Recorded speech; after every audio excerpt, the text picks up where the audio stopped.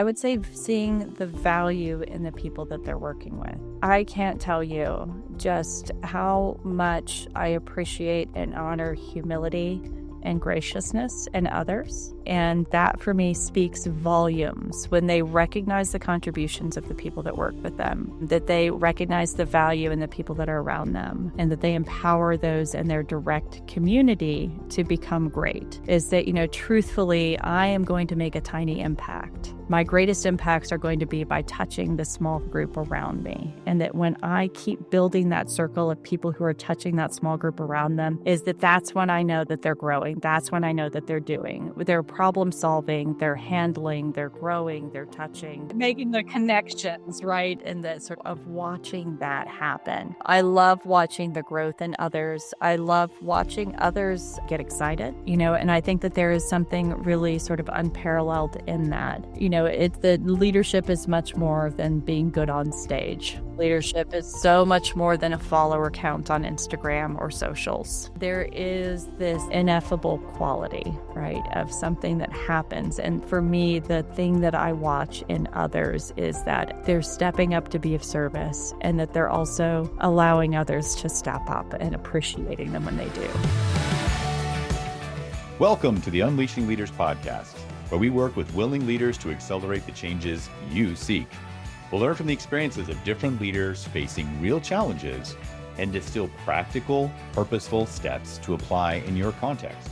I'm Lee Scott, your curious co-pilot. Together, let's make positive changes for our companies and communities. Welcome back to the Unleashing Leaders podcast. Today, we have a very special guest.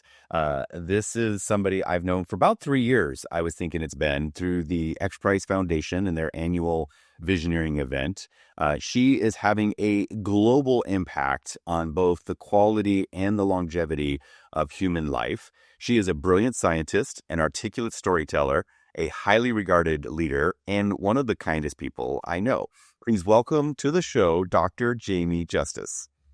Lee, thanks for having me. It's a pleasure to be here. Thank you for the introduction. It's been a long time in scheduling, but it was worth the wait to make this happen, and a great time at the beginning of the year, at least for when we're recording.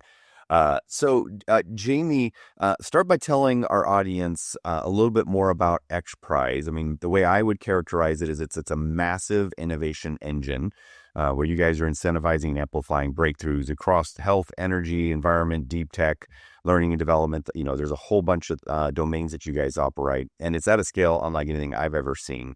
But if you could tell us a little more about what it is and how it operates, and then a bit about your role as the executive director of the health domain. That's great. Yeah, thanks for the opportunity to share about it. Before joining X Prize, I'd never heard of it, which I think is, one of the unfortunately best kept secrets out there, is that we're a global nonprofit, and that we use the competition model to accelerate development in science and technology. So again, we use a competition as a way to drive capital towards innovation for good. And the foundation has actually been around for over 30 years, which is why it's surprising that it's a best kept secret.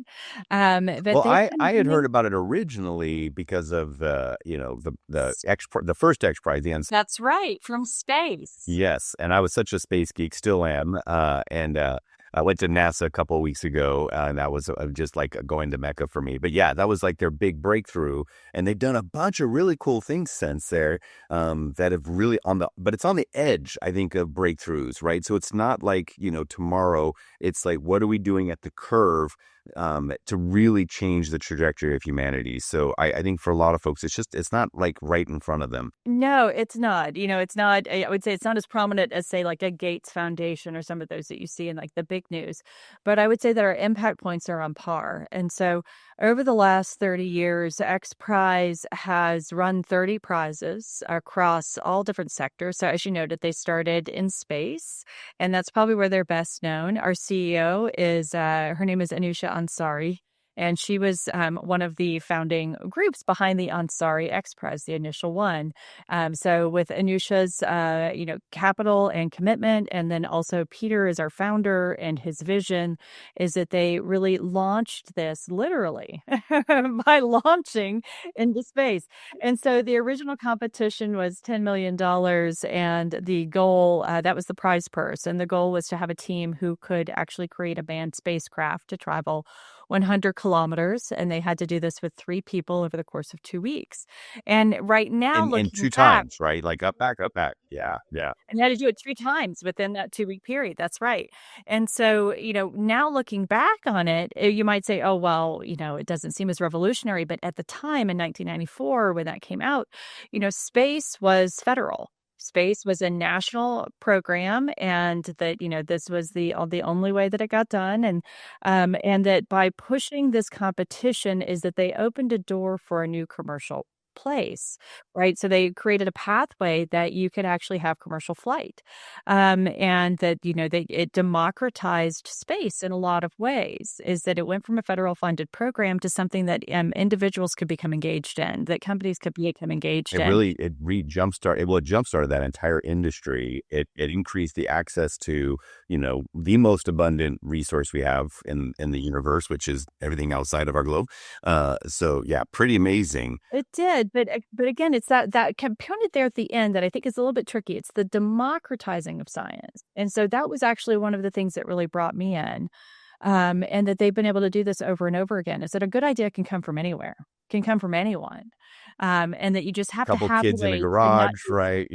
A few students at a university. Yeah. Absolutely. And to not just dream it, but to do it. And so they create practical demonstration points, right? The first prize wasn't go to the moon. The first prize is very practical. What are the next steps? What's the biggest barrier? The biggest barrier is getting off the ground. The biggest barrier is regulatory. The biggest barrier is finding funders and investors in this weird area that's only been federal. And so proving that it's possible. And so, it creates a pathway to do that. And they've done this now over 30 times, and everything from education to computing to health prizes. Energy, biodiversity. It's just the Right, exactly, span is from amazing. rainforest to carbon. So I mean, it's been really remarkable. Well, And Jamie, so tell us a little bit about the Health Span Prize. That's the one that's very recent, and it's ongoing right now, and that's one of that's kind of the crown jewel at the moment. So tell us about that particular prize. So fast forwarding 30 years to what we're doing today. Yeah, so what we're doing now is, again, using that same competition model, which has now been borne out and proven, right? Is that for every dollar invested and that goes into a prize purse, is that we end up raising funds back towards it's $60 on the dollar. So it's 60 to 1 return on impact.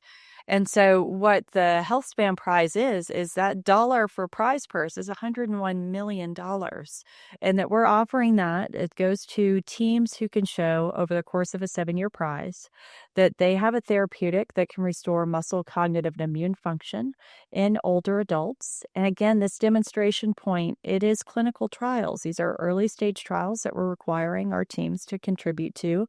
And the return on impact, of course, is, driving investment for teams, creating a landscape, creating a global scientific community who can actually pull this off, creating data sets, validating biomarkers and novel measurements, and drawing the space together. So again, it's a global competition. The output, of course, people are competing for that really big prize purse. So the 101 million is at the end. It's like a carrot, though, right? But it's drawing like an entire farm. It's like of all this other investment and innovation and energy. It is. And so it's a huge carrot that we use to actually, to get people to go in a particular direction. So, I like to think, competitions are great for many things. I think areas that they're particularly good for are fields that have been siloed, that there's not a lot of alignment, that you really need a proof of concept. And in order to get that proof of concept, you need people to go in a direction. And so the aging research phase has been one of those that has been, there's a lot of snake oil. You know, people have been going after the fountain of youth and immortality as long as mankind has been around. But the pivot is that over the last, say, 15 to 20 years, is that there actually is a dedicated science behind this, that there are practical things that can be done. And what we're lacking is, again, that direction setting, some goal alignment, alignment between labs, incentivized markets, and a change in regulatory landscape so that we can again begin to approach things not from a waiting from a reactive disease-based perspective, but into one that's really focusing on health and improving health. Improving health, not just reacting to sick. And not just for the 1%, but for everybody. Like, what are the practical and truly innovative things we could do right now to improve our health that changes our mindset and how we're living? And so that's some of the big goals around the prize. And the analogous thing that I think of with some of these competitions, it's like a rubber ducky race. Right. And so if you've ever gone to see a rubber duck race, I had children, and so we always had rubber ducks at the house in the bathtub, right? They are not known for speed or agility. They sort of bob around on their own if there's not a great current, know, and they're delightful and intriguing, and people are interested in them. But in a rubber duck race, if you amass these ducks in an area and you apply just a little current behind them, the enthusiasm, the energy behind that, and then suddenly you can have what I would say is one of the most exciting water races in the world. It's to watch these thousands of ducks going down this sort of goal. And in doing so, it becomes something greater than the duck itself. And so this is one of those. And so we have this field that's lacked alignment. You lack key stakeholders. You lack some of the financial incentive, the current that helps move things along. And in absence of those things, again, with the snake oil and with poor rigorous testing and transparency, you get a lot of false advertising and, that you. It's also restoring some integrity in that whole domain as well. Yeah. And so we have a way of doing this, and we do it on a public scale. We do it transparently, and we do it in a way that is, again, it's fun, it's captivating, it's telegenic. You want to follow along these teams, and they really pull at your heartstrings. The people you meet along the way who are actually looking for some of these therapies to come in place to put into their lives to help their family members. I mean, this is really this is sort of where that prize is positioned. And so again, it's a 7-year global competition. 101 million at the end. We launched in 2023. We opened with a big public comment period. We're now on what we call our semifinals stage. And so we've identified our top 40 teams for the health span competition. They had great ideas on paper. They're now in the field having to prove this. Okay. Yeah. And that's that winnowing, right? I think that's the thing. It's not like there's only one team that benefits. It's like you said, it's this huge field of rubber duckies, and even those that don't necessarily make it all the way through often create breakthroughs into themselves and starts new companies and new industries. So it is just an outsized impact. Absolutely. Yeah. And so for our competition, we now have over 740 teams that have registered. So again, big rubber ducky bowl. And so out of those, we try to get some of these teams to partner together, is that many of them have resources. One team has a resource, the other one doesn't have.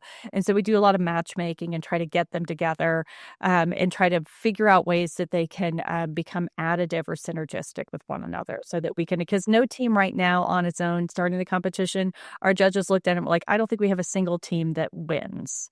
They're going to have to do a lot of work to prove it and to actually change their approach. And so that's the stage of competition they're in now. We've gone for those 700 plus.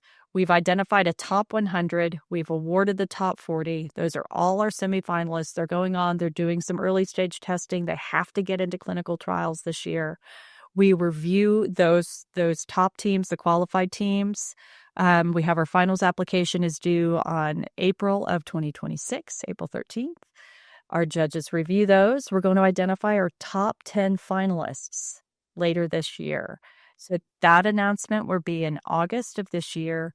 Once those teams are finalists, our top 10 finalists go on and they actually have to run 1-year clinical trials. So testing their therapeutic approach in approximately 100 to 150 people. to show that their therapeutic can improve muscle, cognitive, and immune function. And again, not by a minor improvement, right? So this is no, this is not something that's sitting on the shelf. This is doing something really important that we have to provide that proof of concept that we have fundamentally changed the way these people are aging in a way that they feel and can identify the benefit within themselves, and that we can measure it in ways that are meaningful for regulatory and for commercial purposes as well. And so we're asking that they improve those three functional areas by a minimum of 10 and up to 20 years. And that we do the awarding at those different levels based on the magnitude of improvement that they can show. And so no one's going to do this by accident. Yeah, you got to stretch the thinking to expand what's possible. Well, Jamie, I want to pause on the current price because really this show is about you. So I know you're trying to avoid it. I know, I can tell, because as awesome as you are, you're also very humble and very other focused, which is beautiful. So let's rewind the clock a little bit. Let's look at, Jamie Justice as a brilliant, PhD student, when you had your first brush and inklings with how leadership is its own thing, and like recognizing what that was, and maybe beginning to realize that, well, you're not just brains, you also have the ability to influence and have an impact outside of other folks. So tell us about that first brush with leadership. Oh, no, absolutely. So I didn't go back to school thinking I'm going to become a scientist or I'm going to do this. First time I went to school I was an art major, and then I went on and I participated in sports. I was a semi-professional snowboard racer. And then got into doing adventure and mountain sports. Yeah, so I used to race, and then I did a lot of trail running, like ultra distance stuff. And I was trying to figure out what I was going to do with my life and what to do next. And was working with teams and athletes and endurance athletes. Went back to school thinking, I was all pre-med. I was going to go work clinically. Everything I wanted to do was applied. I wanted to improve performance. I wanted to work with athletes. I loved working with masters athletes. So for me, aging was already like Already is a seed. Yep. Yep. and so so I went in with a very, very specific goal that I thought I was going to do. What happened is happy accidents. Some unhappy, but happy accidents. So I had a horrible sports injury while competing in snowboarding, where I had a major broken arm, my right arm. I lost use of it while I was back in college. That one of the screws that was holding my arm together, the bone capsule had receded back. And so anytime I turned my arm, like pronated, supinated at the wrist, is that one of the branch of that radial nerve was snapping back and forth over the end of the screw. And so it was horribly painful at a time when I'm trying to figure out, am I going to be able to keep working with athletes as a therapist? I really wanted to go into MD, and I was going to do, and I suddenly was like, well, if I can't use my hand, could I ever do surgery? Could I ever do, how am I going to practice? What am I going to do? And that happened to be at a time that I was in a gentleman, Dr. Roger Inoka's class in neurophysiology, the neural control of human movement at University of Colorado Boulder. I lost use of my hand, and I badgered that poor man to death.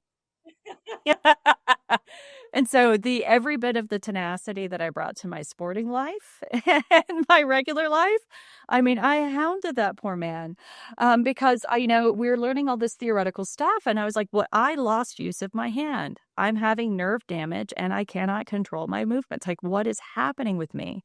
And instead of getting irritated, Roger just adored it. He invited me into his lab. And he says, well, while you're getting experimental surgeries and figuring this whole thing out, he noticed something very dogged and then determined. I don't know that brilliance was necessarily it. Is that Persistence is way more valuable than valor or brilliance or anything. It's just wear them down. That's it. Yeah. So I went into his lab and I loved it. it was the fit I'd always been looking for, is that, I really realized that my place really is on the science side of clinical practice, is figuring out the why of not getting completely railroaded by the nose. And then the one of the secret things in science is you never prove your hypothesis. You just find different ways to disprove it over and over again. And it requires that certain kind of personality. And the thing that Roger also gave me is, I was given advice, and Roger was the proof for this. Is I was told early, is you don't choose your field, you choose your mentor early on. Roger was that mentor, and that working with him, he gave me a lot of autonomy, a lot of responsibility over my own work. He let me pursue ideas, whether good or bad, even the ones that he knew were going to fail. He's like, this is going to be fun to watch. It's going to be fun to watch and test it and do it and test it and do it, but be good and be thorough. Be rigorous in your approach and learn to question. And the one of the things about a mentor that I was told, and it was has been so true, again, is you pick your mentor and the field will happen. And the other thing I was told is that, a good mentor will make you more like them. A great mentor makes you more like you. And so that was the patterning that I was given, is how to question, how to do, how to persist. And then the science sort of builds on that. The science is a practice of those underlying principles. And I think that those underlying principles apply beyond. It's like, yeah, absolutely. No, that's across any industry, is the first who, then what, right? It's, get the right people mentoring you, get the right people around you, get the right partner in your life, that's what you choose. And then the rest of it kind of congeals, and the pathways open up. So that's right. Yeah, find that there is, and stay curious out of all of it, is that, it can beat you down or make you curious. and the curious is a mindset to be cultivated, for sure. yeah, my team was pointing out the other day, we had some challenges we were facing, and I'm getting all excited. And I'm like, Lee, how can you stay so positive and under such adversity? He's like, because I've done this so many times, I know what happens next. I said, it's a little sadistic, it's a little messed up, that I'm like, oh wow, we're getting kicked in the teeth. And I said, that means the breakthrough's it's right around the corner. And they're like, what? And then it happened, and they're like, well, by golly, you were right. It was right there. And I'm like, so you start to learn, that, like you were saying, the disproved hypothesis, the setback, the challenge, all of those are the setups for that next insight, that next breakthrough, that next level of performance. That is. And so, so that was that was the initial journey that was started with science. And so that was me learning. And then going out from the PhD is going into a postdoc. My first postdoc, it's really, again, applying some of those principles, really focused on aging, really dug in. My first postdoc was with Doug Seals, so another lab. And again, there we were doing trials work. And so taking interventions, not just studying and characterizing aging, but thinking about, which of these pathways are malleable, what things can you target or do, and how do you test them? How do you be rigorous? Again, that same sort of, how are you good, thorough? You got to be rigorous in your approach and thoughtful in your mind and your mindset. So that we were doing trials and interventions testing with Doug, and that was a great early experience. I then went on to work with Steve Krzyzewski at Wake Forest University School of Medicine. So again, went from postdoc to another sort of training, but this one was he was a mentor and a sponsor. So again, I had the greatest benefit of not just Roger, my first mentor in science. For sure. Well, and so you mentioned this briefly, but I like how you say it, like, aging's not a disease, right? But aging is one of the most correlated factors across many diseases. So you're like, there's a relationship there. There wasn't the regulatory framework. You're changing the mindsets. You're taking this action, and you're onto something hot. So jump to that part where you're like, we think we got something, and you pour a bunch of years of your life into it. Tell us about that moment. Like, what was going on there, and then how did that first Oh my run gosh. end? So do you know what I would love to say is that we were successful and we won and everything worked, and we now have an indication, and we crowned and we cried and we got the Nobel. That didn't happen. We failed, Lee. I know we kind of gave away the punchline, but it's just like hello, right? You're like, wait a minute, and so now you win, and you're like, no, now you face plant. Like that's step 3, people, right? This was it. Yeah. So the very earliest, like the earliest trial that we did with the Senolytics, the initial trial with that, yes, was successful. Super exciting. Second trial didn't. That's okay. It was still great because we're still figuring out is that each of those, when you're in a new space and you're trying something new, it's not always going to work. In fact, it shouldn't work. It's a science principle, but it's a business principle, but it's a life principle, is that you take the failures. The failures are so informative, right? Is that they helped us because we're figuring out what population, we're figuring out what target mechanism we should be going after, what disease category should this really be, who at the FDA is even going to field this, and all of these things needed to be worked out. And so the first failure wasn't a failure. The first failure was okay, that didn't work. Pull back. What's the best approach? What are we missing? What's absent that we need to tackle? It's not that you throw the whole idea out, it's that you have to figure out actually where it belongs, that there's something of merit within it. And it's figuring out what partnerships is, I don't have all the resources. We needed a sister site who has this patient population. So we made a partnership, and it's like, let them carry it, do the thing. It's wonderful. Yeah.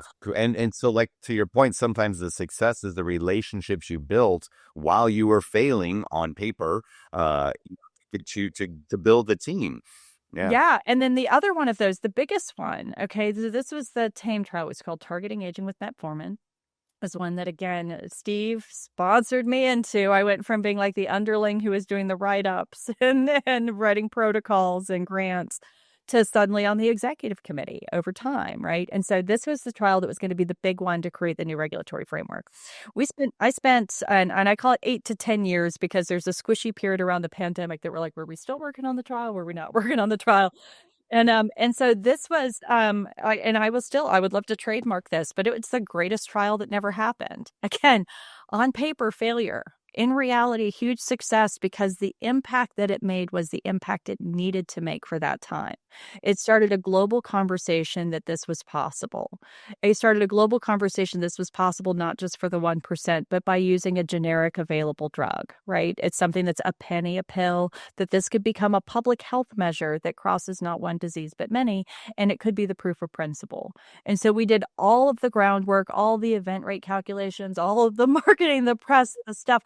And that where we failed was financial, is that, when you're creating something new, is that it doesn't fit in the structures. It's a whole lot easier to be second than first. I'll just say that.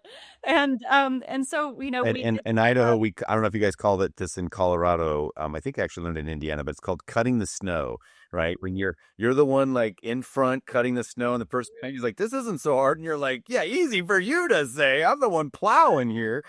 Absolutely.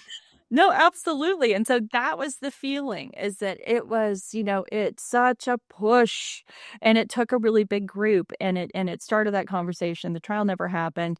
We took it to, federal review groups who said, well, it doesn't fit. You need to have a trial for this disease and a trial for that disease and a trial for that disease. One drug can't do multiple things. And we said, well, it does. And they said, well, it does. But when we don't have the testing framework to show that, and that's what this trial is supposed to do. But when you're changing dogma, it's hard. It's hard to get some of the traditional mindset to sort of flip.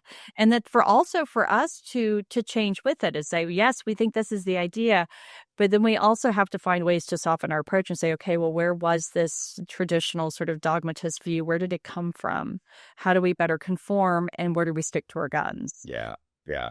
Because you don't want to be so stubborn and persistent that you're just fighting dogma with a new dogma, right? Yeah. You got to be willing to show that you're adaptable, to influence them to be willing to be adaptable. But like you said, it's like you got to know, like, hey, this is the core, this is the sacred part, this is what we're going to have sanctity around. These are the elements that are adaptable and agile, and we're going to be flexible around. And so and then do the same for them. Then try to find a way to get those two nuclear cores to collide and have a fusion reaction take place. So yeah.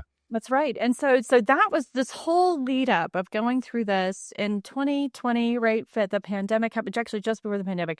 So I wrote a grant on top of this that was to expand the science and the biomarker, the space of discovery behind that trial. So once it's active, where we thought we had funders for it, we had everything lined up. Everything was moving forward. I got the federal government, the NIH was on board with this, to do the science component to add like all the biomarker work for it, which is one of my hot beats. And so, and we were wildly successful there. Everything was coming up roses. Like we were finally happening after 5 years of push, and it was happening. And then I don't know if you're aware, but something happened in 2020 in the health space. Huh. You might not have heard of it, but I remember I stubbed my toe in 2020. That was pretty significant for me. But what was going on in the world in 2020? It was so strange. But, suddenly running large scale prevention trials when there's, say, a global pandemic was not attractive to donors, right? So when we pivoted away from federal, we went towards donor dollars, is that became a really hard sell.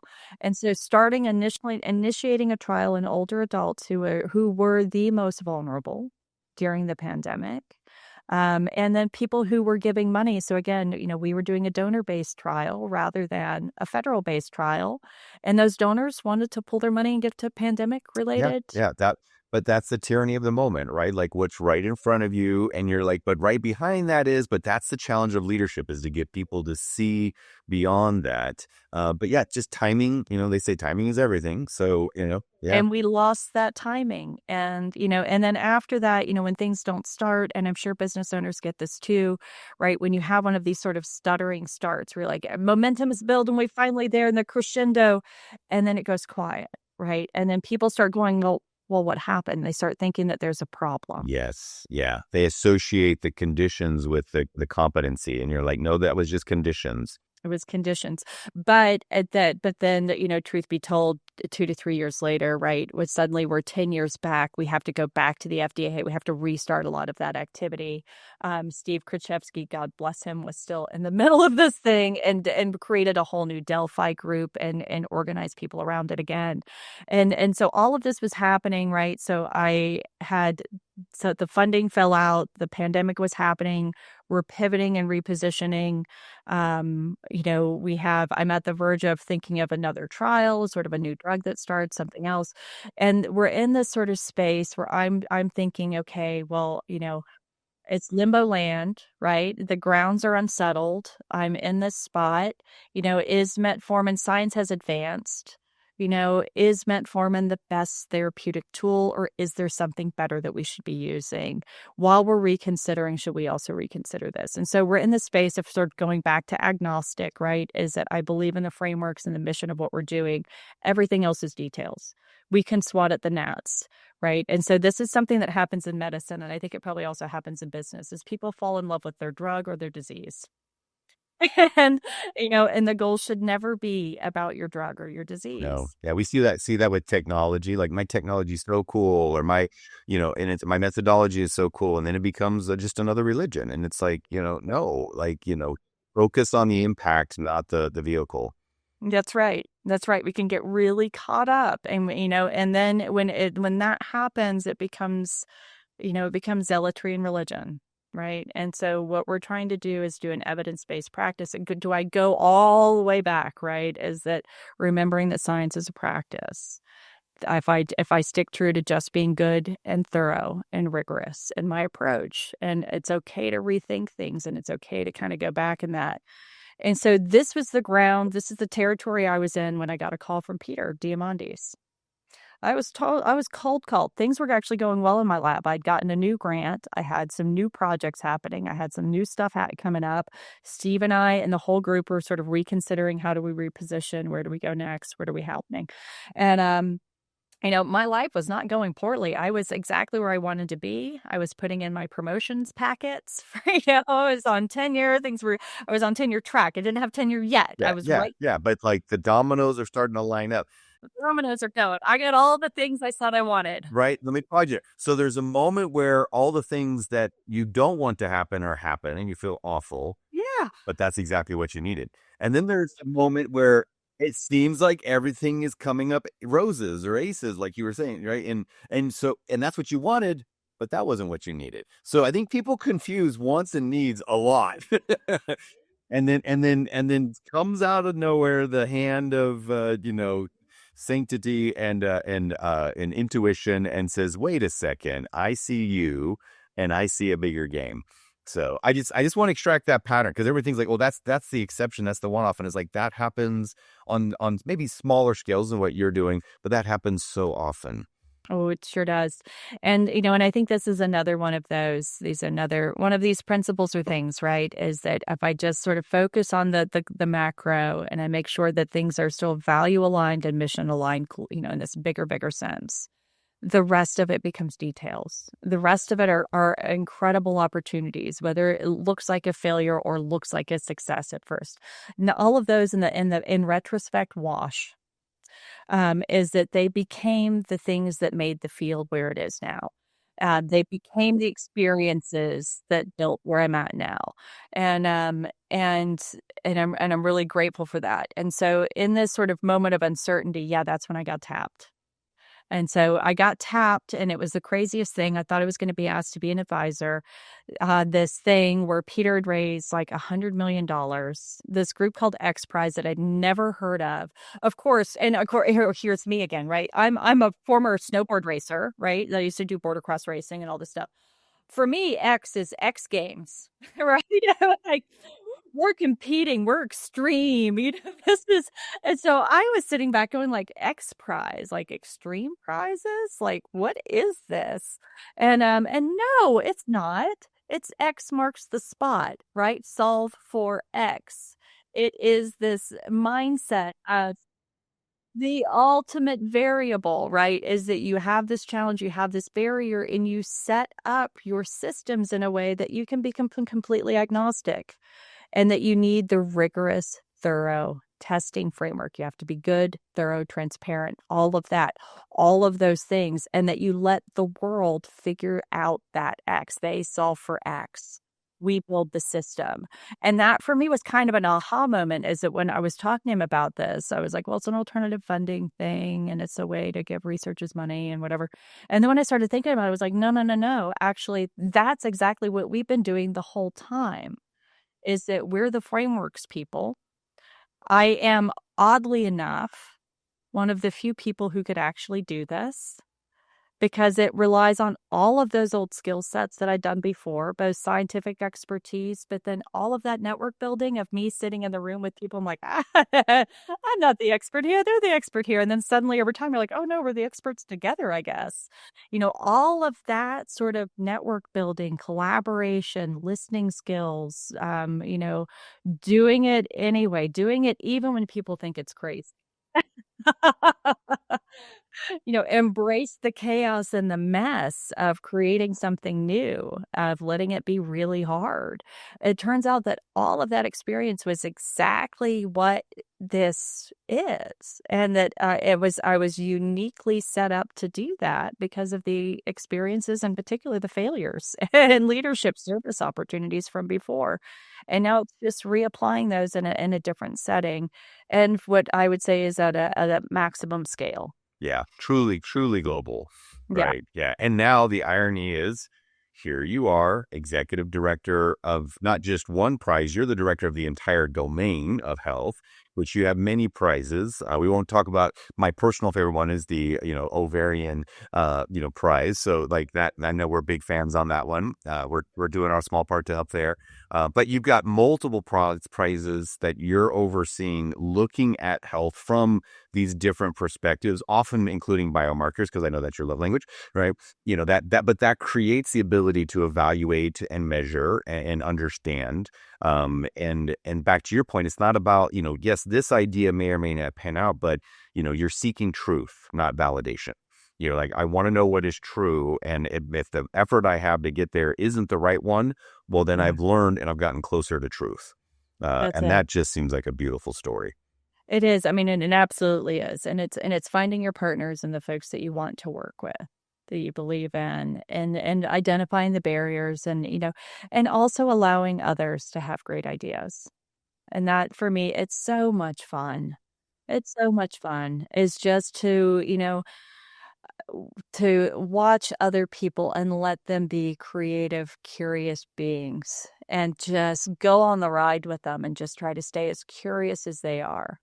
And, we can get really, I would say, especially as we develop expertise, it can be really easy to shut off the parts of our brains that say, or become afraid of it that we don't know. Yeah. And in fact, Yeah. that's the beauty of it, To not not the fear. know is the place of maximum possibility. Yeah. Yeah. Yeah. Yeah. And so, so I've, run the prize. I still have the opportunity to bring in, folks that I have worked with in the past that were leaders in those fields. They're now our judges, our advisors, our others. They help us find opportunities that didn't exist. Our teams, they're not competing against each other. They're part of a global network. They have to collaborate to succeed. The impact of the prize is not going to be in awarding a winner. They never are. For me, the HealthSpan Prize, the real impact of this is having at least 10 teams run 10 trials that we're going to have a common data system, common biomarkers, all of the data, the frameworks that we're building here. This is exactly what we wanted to do. But instead of doing it one trial at a time, we're doing it on a macro global scale, and that we invite those teams to be part of it, to build it, and to create the field. Yeah. That back to that And Dallas that principle, right? democratization you talked about, right? Anybody from anywhere, Anybody from anywhere, right? Our semifinalists, we had a high school team from Malaysia competing against teams from Harvard. We have somebody with sort of a cool startup that they're working with against somebody who's got a publicly traded pharma company.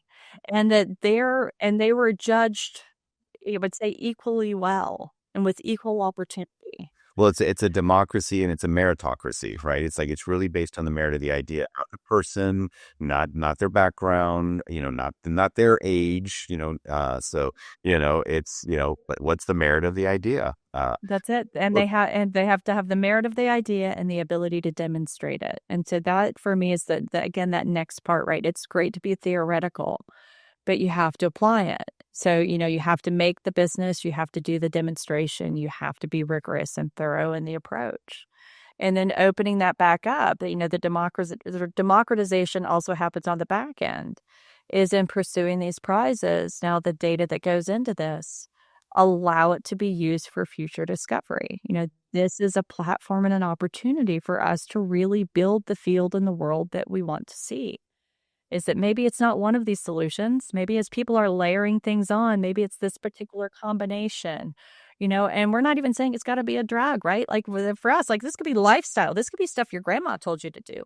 So, we're kind of trying to prove whether your grandma was right. yeah, exactly. Some of that ancient wisdom coming through. Yeah.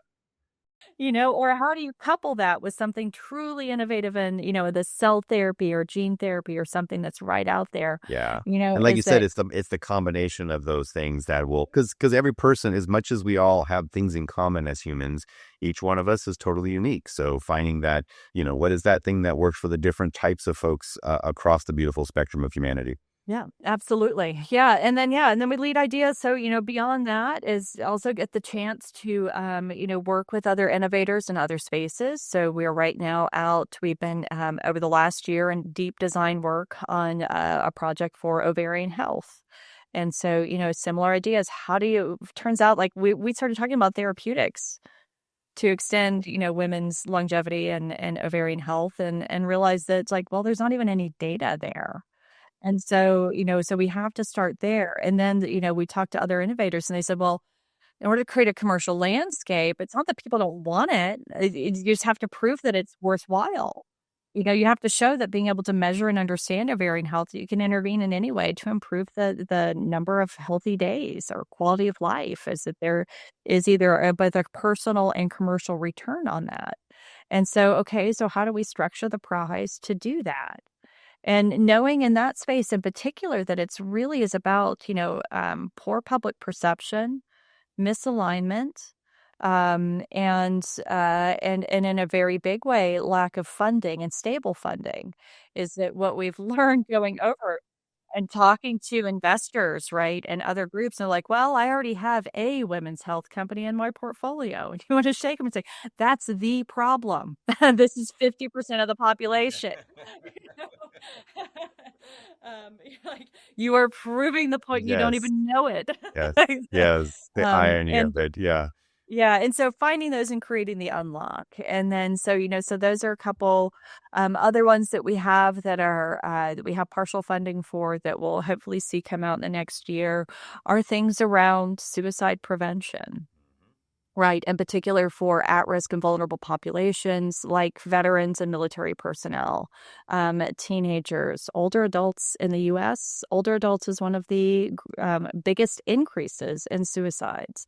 And so thinking about these problems that are just so They seem difficult, intractable and like too complex and I multivariate. can never, right, is that you find the small sliver that you can.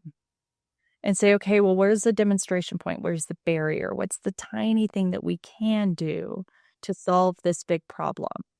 And so, trying to position that one right now with a few folks and really excited to see where it goes. And at the same time, I am a basic scientist and I have a biology, like I have that background. And so I'm always looking for sort of, I would love to have something else in our portfolio that's really on that basic side. So something on the basic biotech and bioscience, so whether that's, some of these fundamental building blocks, I think one of the moonshots in the field has been creating a synthetic cell. It's been like this thing's like, oh, you can't do it. It's always been 10 years, 15 years out, 10 years, 15 years out. So now I'm looking at it and maybe this year I'm like, I don't know, maybe I'll see if I can pull together a brain trust group to help me think about Yeah. that. Get one of those kids from Malaysia and and say like, look, what would you do with this? Like, well, what I would do is I get a bunch of Legos and Yeah. Or find other ways. Like we're at a world right now where we're sitting on tons of data that just needs to be harnessed, leveraged, and used, just pivoted. You need fresh eyes to see it anew. And some of the applications for that could be, doing data challenges for anything from like cancer vaccines is a really big area. I mean, I would love to see sort of data harness and using AI-based approaches towards really, big problems and things that could have really outsized potential. Well, God, what if you could prevent cancer, not just treat it? Yeah. Yeah. You Hello. know? Hello. And so, and all of these are just sort of what's possible, what's next, what's out there, and just trying to stay as creative and curious as possible.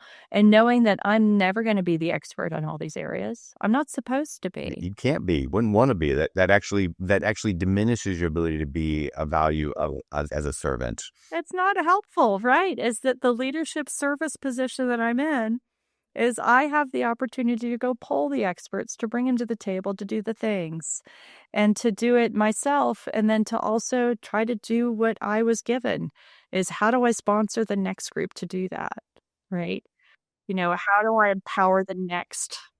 Well, Jamie, fortunately for you, you do have both. You are great on stage, and it is true. You elevate the voices and find them and listen to them with such great kindness and compassion.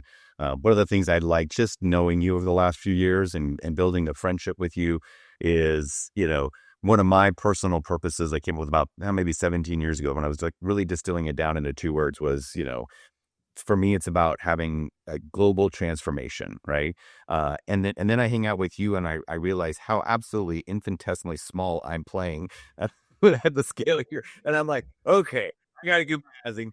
You're like, okay, let's go, But then to your point, you elevate, the small fish, and you help bring us together so we can contribute. And it is humbling, and it is it's all relative, right? And so, but it is so inspiring, and it's been just great to have you be able to share this story. You are an inspiration to me. You're an inspiration to our team. Amber's actually, she's the one, in the queue for me right now. She's like, let's say hi to Jamie for me. So I was like, okay. So no, but really appreciate what you're modeling out there in terms of leadership, what you're modeling out there for humanity, really. So where can folks who want to stay be part of your follower count? I know that's not the ultimate count, but for those who want to stay aware of and learn more about some of these best kept secrets, where can they find you? Right. So I would say, the easiest place to find me is on LinkedIn, of course. Find me there. Feel free to connect with me there. On X Prize, we do have we have a lot that's happening all the time with X Prize. So LinkedIn is also great for that. So we do a lot of sort of a lot of notifications, things that are coming up on, and then the typical socials channels, right? X, I'm there occasionally. Blue Sky, some. Also, and if you catch me on Instagram, some people have started finding me there lately. That's my personal side. So if you want to see me out running and doing goofy things in the mountains in Colorado, find me on There you Instagram. go. Yeah. See the wizard behind the Oz. Yeah, I make science cameos on Instagram, but that's really, you're going to see a lot of dog pictures if you go there and mountain shots. But LinkedIn is probably a great way. You can also, again, go to XPrize, www.xprize.org. So that is where you'll find us. And if you go to /health, that's where you're going to find everything that's happening in the health domain. Really encourage people to go on there and get engaged. Is that there's a lot of resources. You can find more about the health span competition, which we are still open for this next 6 months or so. If somebody wants to join the prize, there's still places to get involved. There's still places to partner. There's a lot of opportunities there. We bring a big ecosystem. And you might see a team that's out there doing something that you're like, hey, I'm working on that. That could be a connection for you. There's the brain trust, which helps to come up with these prize ideas. There's so many ways. Yeah. The prize ideas is another big one, right? So we do this global call for ideas. And so if you think you've got a great idea for what the next prize or prize area, I give you a snapshot of a couple of the tracks we might. And that's just in the health domain. Like you said, there's like another 7 or 8 out there. So yeah. And you might have another one. I always keep an open spot on my brain trust because like somebody's going to come in during our open call for ideas and I'm going to go like, well, never thought of that. And so I just have it on there, frontier exploration. I don't know where the next idea is going to come from, and I'm not going to pretend that I have it. And so if you've got the idea, follow along, enter that idea. And it also gives you some design thinking and design frameworks. How do you get there? How do you expand? How do you do moonshot thinking? Because moonshot thinking that is a skill of its own. And it's one that I'd say that I'm still learning. And it's slightly different than coming up with the next business or the next science project or next thing. Moonshot thinking is bigger. Right. And so thinking through design processes and moonshot thinking about how do you get people on board with your next big idea? Shoot too far, you'll lose people. They get too close. It doesn't change. You want to be right in that sweet spot. Yeah. And then so again, I really, really strongly encourage if folks are interested there. And then, we go to a lot of events and would love to see you at some of our X Prize events. So we have a lot going on through the year. I'm on the road quite a bit. I hope to see you wherever you are in your city, county, or country in the world. We are global. Outstanding. Jamie, thank you so much for the generous sharing of your story and your time and your setbacks. For those who see you now, they're like, oh, of course it was easy for her. And you're like, no, it was earned just like it was for anybody else out there. No, not when you're in it. My gosh. I mean, I'd have to tell you guys, for somebody who's sitting at home thinking it's easy, like I was sort of laughing about, and then everything failed. Do you know that there was a week that I barely left my house as I just told myself and said, I'm going to give myself 1 week, and I am going to feel all of it. All of it. Just to mope, be sad and be mad. And yeah. And if I'm going to quit, I'm going to quit this week. And then at the end of the week, it didn't even take me a week. In fact, it was less than a week. And then I was like, yeah, ready to get started again. Here's what we should have done different. Needed a nap and a run. We're good. Yep. Very good. Well, that in and of itself is a great health therapeutic, right? A little bit of just taking care of yourself. Yeah.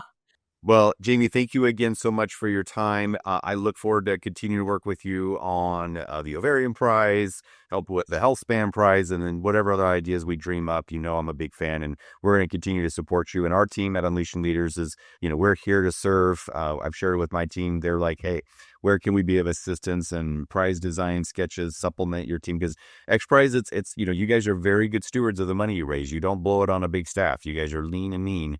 Well, you're lean and kind. You're not lean and mean. So just let us know where we can be of service. No, would love it. There's always ways to collaborate, always ways to partner, and that's really what we do. So, again, I could not do it without folks in our corner like you, Lee. Thank you. You're welcome. Thank you for joining us today on the Unleashing Leaders podcast. Subscribe so you don't miss a moment that could be the key to your next breakthrough. Let's stay connected and contribute together by grabbing that @Unleashing Leaders handle on LinkedIn, YouTube, or your favorite network. This is Lee Scott. Keep learning, loving, and leading. Our future and our communities are counting on us.